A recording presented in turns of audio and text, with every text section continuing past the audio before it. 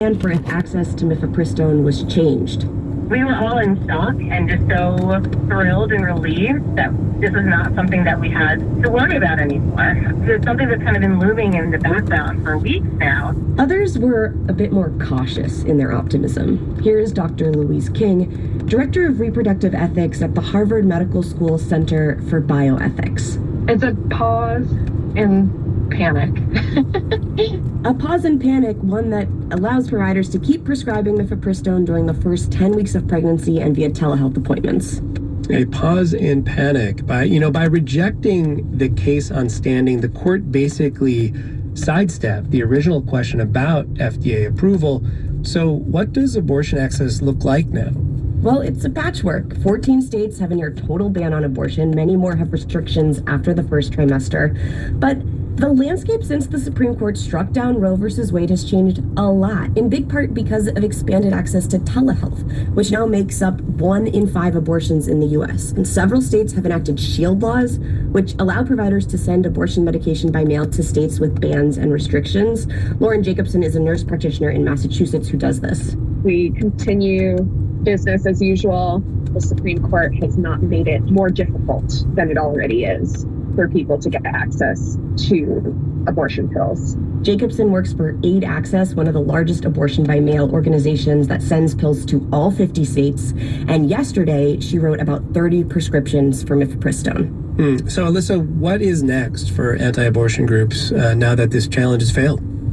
Well, you first look for clues in the opinion, and in Brett Kavanaugh's opinion, he essentially writes, go through Congress, not the courts, if you want to challenge regulations.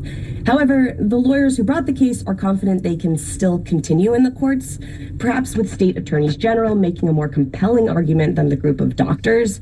Erin Hawley is senior counsel at Alliance Defending Freedom. She argued the case before the court, and here she is in a briefing for reporters. We still have work to do. ADF is encouraged and hopeful that the FDA will be held to account. You know, Rob, even the providers I talked to expect more challenges. I talked to Melissa Grant, who leads CareFem, which runs abortion clinics and telehealth services in several states. Ultimately, it's a tepid happiness here because we know that there are other shoes to drop. And we look for this case to come forward with gusto again in the next several months. So providers are kind of bracing for more challenges.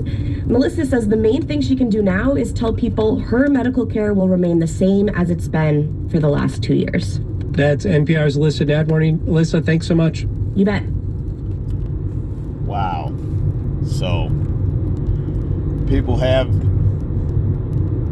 the same access now. They didn't do anything to stop the issuance of those pills, which I guess if you're going to do it, that's the best way, you know, because that's almost like a natural miscarriage. But still, abortion is irresponsibility. You're being irresponsible because you don't just end up pregnant. You get that way from specifically doing something. And if you had took precautions, you wouldn't have gotten pregnant. Point blank, period. You know, there's plenty of women out here that are not getting pregnant and taking whatever precautions fit them to not get pregnant.